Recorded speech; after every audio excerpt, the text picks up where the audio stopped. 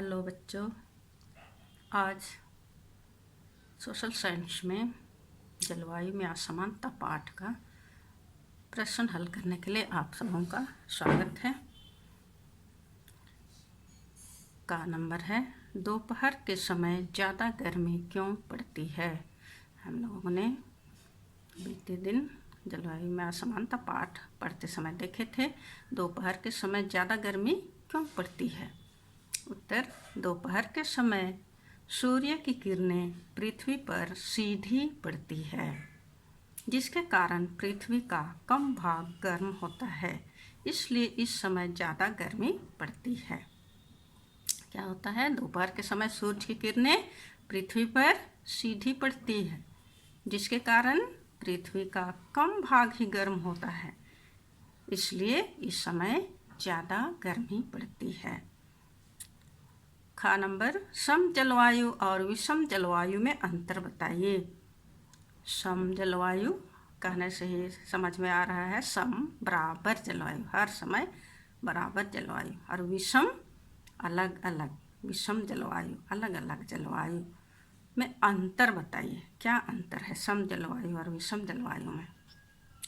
उत्तर, लंबे समय तक एक ही प्रकार का मौसम या जलवायु का होना सम जलवायु कहलाता है, तथा समय समय पर मौसम का बदलाव होना विषम जलवायु कहलाता है। ध्रुवों में प्रायः सम जलवायु पाई जाती है। और एक बार, लंबे समय तक एक ही प्रकार का मौसम या जलवायु का होना सम जलवायु कहलाता है, तथा समय समय पर मौसम का बदलाव होते रहना ही विषम जलवायु कहलाता है। ध्रुवों में प्रायः सम जलवायु पाई जाती है, और हमारे आसपास आप देखते हैं बरसात ऋतु अभी है, वर्षा के बाद ठंडा ऋतु मौसम जलवायु आता है, उसके बाद गर्मी मौसम समय समय पर बदलता ही रहता है, इसी को विषम जलवायु कहा जाता है। गा नंबर, ध्रुवीय क्षेत्रों पर ज़्यादा ठंड क्यों पड़ती है। हम लोगों ने देखा था ग्लोब पाठ में भी, मानचित्र में भी दिशाओं को देखे थे, उत्तर की ओर क्या होते हैं, ध्रुव क्षेत्र, ध्रुवीय क्षेत्र पर ज़्यादा ठंड क्यों पड़ती है। ध्रुवीय क्षेत्रों पर सूर्य की किरणें तिरछी पड़ती हैं। ध्रुवीय क्षेत्रों पर सूर्य की किरणें तिरछी पड़ती हैं, जिसके कारण अधिक जगह को गर्म करना पड़ता है।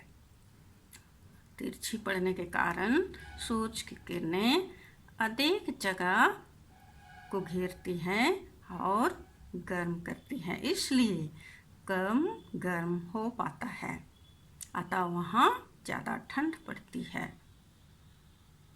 सूर्य की किरणें तिरछी पड़ने के कारण ज़्यादा जगह घेरती है सूर्य की किरणें और गर्म करती हैं, जो कि कम गर्म कर पाती हैं, इसीलिए ध्रुवीय क्षेत्रों में अधिक ठंड पड़ती है।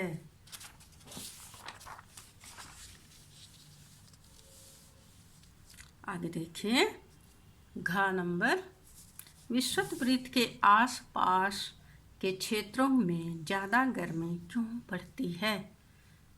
विषुववृत्त, विषुवत रेखा या विषुववृत्त के आसपास क्यों ज़्यादा गर्म लगता है, क्यों ज़्यादा गर्मी पड़ती है। उत्तर, विषुववृत्त के पास सूर्य की किरणें सीधी पड़ती है, जिसके कारण कम भाग गर्म हो पाता है, इसलिए यहाँ ज़्यादा गर्मी पड़ती है। विषुववृत्त के पास सूर्य की किरणें सीधी पड़ती है और बहुत ही गर्म रहती है, कम भाग को सूर्य की किरणें गर्म करती हैं, इसलिए यहाँ पर ज़्यादा गर्मी पड़ती है। अंगा, पृथ्वी को कितने ताप कटिबंधों में बांटा जा सकता है। पृथ्वी को कितने ताप कटिबंधों में बांटा जा सकता है। पृथ्वी की 3 ताप कटिबंधों में बांटा जा सकता है। पृथ्वी को तीन ताप कटिबंधों में बांटा जा सकता है। पहला है शीत कटिबंध, जो ध्रुवों में पाया जाता है। शीत कटिबंध बहुत ही ठंड लगती है। शीत कटिबंध ध्रुवों में, उत्तरी ध्रुव, दक्षिणी ध्रुव में। और दूसरा है उष्ण कटिबंध। उष्ण कटिबंध यानी गर्मी विषुवत के पास पाया जाता है। अभी अभी हमने देखे कि विषुवत के पास सूर्य की किरणें सीधी पड़ती हैं, इसलिए बहुत गर्म रहता है। उस स्थान को उष्ण कटिबंध कहा जाता है। तीसरा है शीतोष्ण कटिबंध। गर्म और ठंडा दोनों ही जलवायु पाए जाते हैं। ना अधिक गर्म होता है और ना अधिक ठंड। इसे स्थान को, इसे कटिबंध को शीतोष्ण कटिबंध कहा जाता है।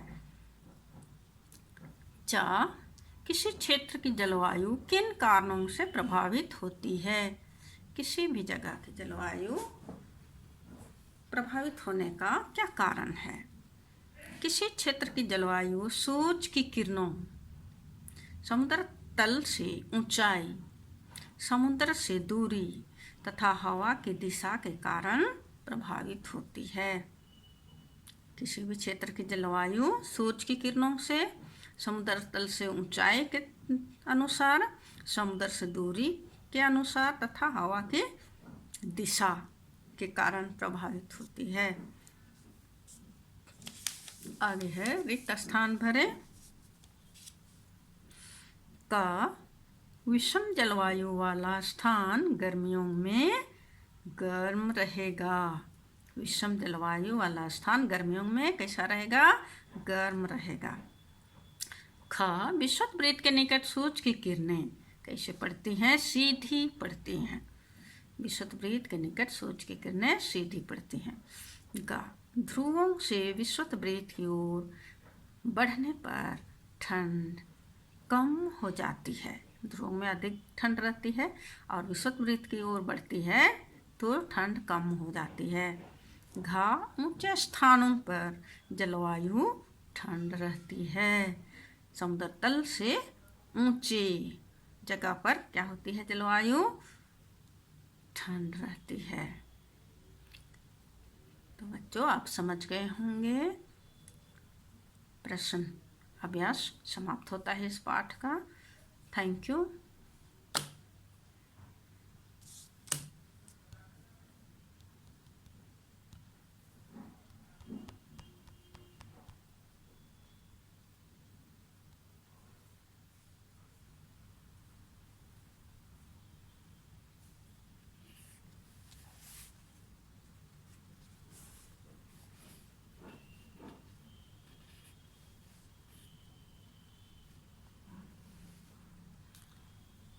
हेलो बच्चों, स्माइल पिंकी पाठ के प्रश्न हल करने के लिए आप सबका स्वागत है। प्रश्न का, पिंकी को बचपन में अपने कटे होंठ के कारण किन परेशानियों का सामना करना पड़ा होगा? पिंकी को बचपन में अपने कटे होंठ के कारण अनेक परेशानियों का सामना करना पड़ा होगा। जैसे पहला, होंठ कटे होने के कारण आसपास के बच्चे पिंकी ना कहकर होंठ कटवा कहकर पुकारते एवं चिढ़ाया करते थे, जिसके कारण वह बहुत दुखित रहती थी। दूसरा, उसके साथ कोई बच्चा ना रहता था और ना ही खेलना चाहता था, इससे वह हताश रहती थी। माँ भी बेटी की हालत देखकर रोती थी। होंठ कटे होने के कारण उसे खाना खाने, स्पष्ट उच्चारण करने और सुनने में कठिनाई होती थी। तो बहुत सारी कठिनाइयाँ हुई स्माइल पिंकी को बचपन में कटे होंठ के कारण। बच्चे उन्हें होंठ कटवा कहते थे, उनके साथ नहीं खेलते थे, उससे बात भी नहीं करते थे। इस तरह उसको बहुत सारी कठिनाइयाँ हुई। नंबर,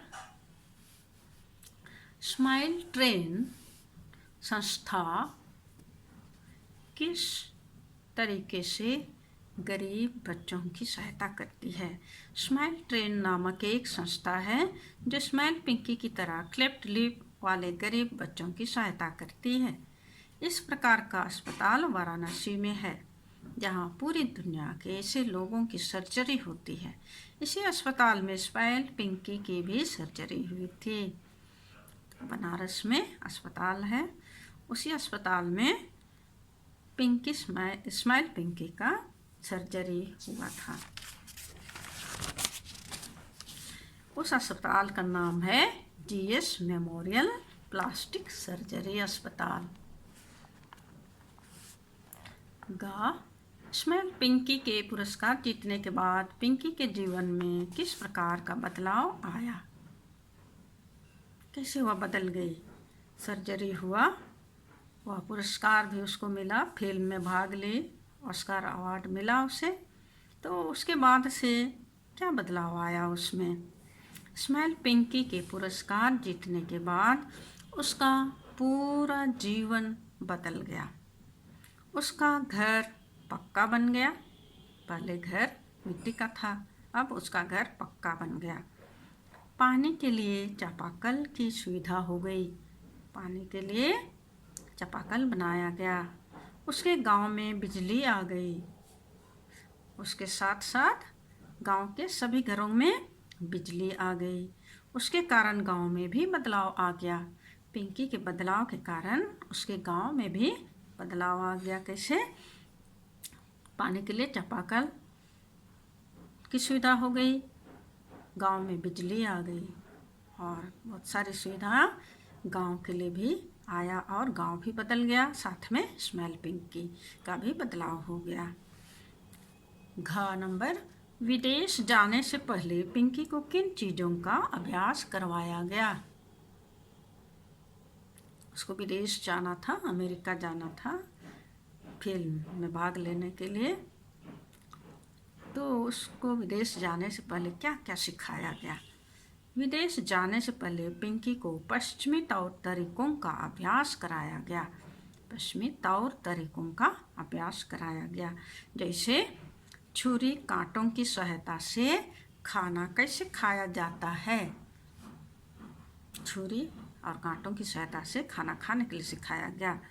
टूथब्रश से दांत कैसे साफ किया जाता है। दांत साफ करने के लिए टूथब्रश का प्रयोग कैसे करना है सिखाया गया। तथा शिष्टाचार के सभी सामान्य तरीकों को बताया गया और शिष्टाचार की बहुत सारे नियमों को उसे बताया गया। कैसे रहना है, बात करना है और बहुत सारी चीज़ें, कैसे लोगों के साथ व्यवहार करना है, बात करना है, सभी सभ्य शिष्टाचार के नियमों को, तौर तरीकों को बताया गया। इन मुहावरों के अर्थ बताएं। पहला है आँखों का तारा। आँखों का तारा का अर्थ होता है बहुत प्यारा होना। दूसरा, ईद का चांद होना। ईद का चांद होना का मतलब है कभी कभी दिखना। जिस प्रकार ईद का चांद हमें बहुत कम दिखाई देता है, वैसे ही ईद का चांद होना का अर्थ है कभी कभी दिखना। तीसरा है कमर कसना।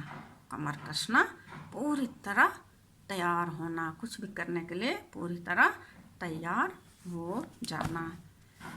चौथा है आँख दिखाना, धमकाना या किसी को डराना, आँख दिखाना। पांचवा है उंगली पर नचाना। उंगली पर नचाना अपने वश में करना, किसी को भी अपने वश में करना, वह जो चाहे करना। झारखंड के 5 शहरों के नाम बताएं।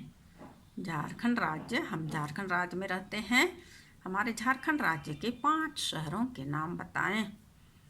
पहला रांची, दूसरा जमशेदपुर, तीसरा बोकारो, चौथा हजारीबाग, पांचवा धनबाद। ऐसे ही और बहुत सारे शहर हैं, आप अपने से खोज कर बोल सकते हैं। जैसे है दुमका और बहुत सारे शहर हैं, है ना। हाँ, पटना तो बिहार में है। हाँ। 6 नंबर, भारत के 5 शहर। भारत के 5 शहर, पहला है दिल्ली, दूसरा है कोलकाता, तीसरा मुंबई, चौथा चेन्नई, पांचवा बेंगलोर, बच्चों आप अपने से भी और शहरों का नाम इसमें जोड़ सकते हैं। विदेश के 5 शहर, विदेश के 5 शहर, मैं 5 केवल बता रही हूँ। Kathmandu, Tokyo, Cairo, Dhaka, Moscow, इसी तरह और बहुत सारे शहर हैं, आप याद करके खोज कर लिख लेंगे। अस्पताल का नाम और वह अस्पताल किस शहर में है उसका नाम बताना है। पहला all India institute of medical sciences, यह दिल्ली में है। यह अस्पताल का नाम है all India institute of medical sciences, Delhi में है। दूसरा शंकर नेत्रालय, दूसरा है शंकर नेत्रालय, चेन्नई में है।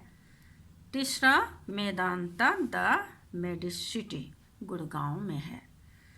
चौथा टाटा मेमोरियल अस्पताल, जमशेदपुर और मुंबई में भी है।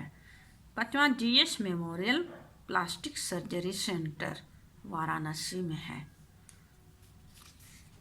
इस तरह हमारा पाठ प्रश्न हल समाप्त होता है।